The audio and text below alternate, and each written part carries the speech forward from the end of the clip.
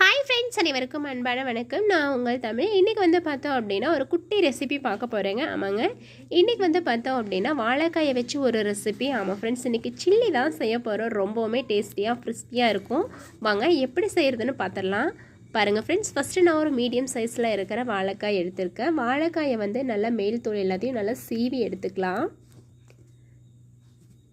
சீவி எடுத்துகிட்டு இந்த மாதிரி நீல வாட்டில் நம்ம கட் பண்ணி எடுத்துக்கலாம்.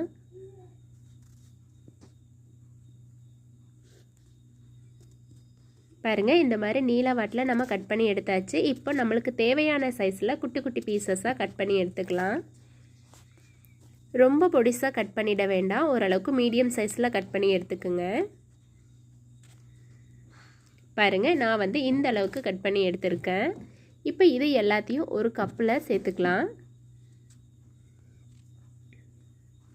ஒரு சொம்பளவுக்கு தண்ணியை ஊற்றி நல்லா வாஷ் பண்ணி எடுத்துக்கலாம். பாருங்கள், நல்லா வாழைக்காய் நல்லா கழுவி எடுத்ததுக்கப்புறமா அந்த தண்ணி ஃபுல்லாத்தையும் நல்லா வடித்து எடுத்துக்கலாம்.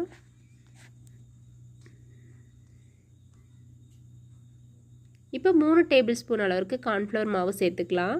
2 டேபிள் ஸ்பூன் அளவுக்கு மிளகாய்த்தூள், 1 டேபிள் ஸ்பூன் அளவுக்கு Kashmir chilli powder, 1 table spoon அளவுக்கு இஞ்சி பூண்டு பேஸ்ட்டு, தேவையான அளவு உப்பு மட்டும் கொஞ்சம் பார்த்து சேர்த்துக்குங்க. இப்போ எல்லாத்தையும் சேர்த்து நல்லா மிக்ஸ் பண்ணி எடுத்துக்கலாம். தண்ணி கொஞ்சம் பத்தாமல் இருக்கிற மாதிரி இருந்துச்சு அப்படின்னா கொஞ்சமாக தண்ணி சேர்த்துக்கலாம். பாருங்கள், இந்த மாதிரி நம்ம இந்த கன்சிஸ்டன்சியில் மிக்ஸ் பண்ணி எடுத்துக்கலாம். இப்போ கடாய் வச்சுக்கலாம். கொஞ்சமாக எண்ணெய் சேர்த்துக்கலாம். பொரிச்சு எடுக்கிற அளவுக்கு எண்ணெய் சேர்த்துக்குங்க. எண்ணெய் நல்லா சூடாகிடுச்சு பாருங்கள். இப்போ நாம் எடுத்து வச்சுருக்கிற வாழைக்காயை போட்டுக்கலாம்.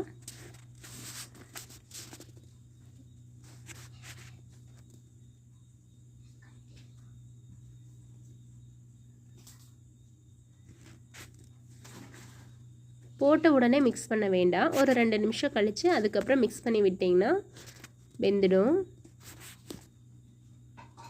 பாருங்கள், நல்லா மிக்ஸ் பண்ணி விட்டுக்கலாம். எல்லா சைடும் நல்லா வேகிற மாதிரி.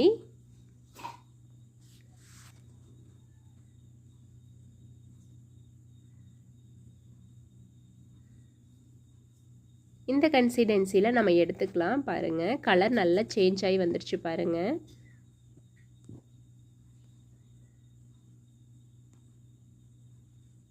இதே மாதிரி நம்மக்கிட்ட மீதி இருக்கிறதையும் போட்டு பொரிச்சு எடுத்துக்கலாம்.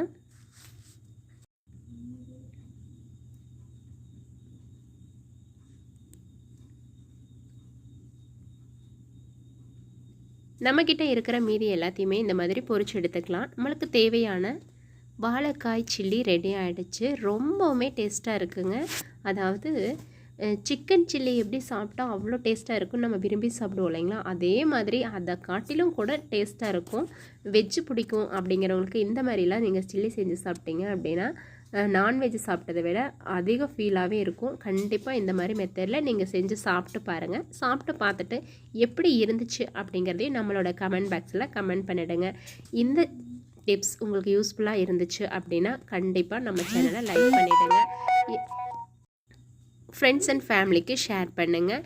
நம்மளோட சேனலை இப்போ தான் ஃபஸ்ட் டைம் பார்க்குறீங்க அப்படின்னா மறக்காமல் சப்ஸ்கிரைப் பண்ணிவிடுங்க. தேங்க்ஸ் டு வாட்சிங் ஃப்ரெண்ட்ஸ்.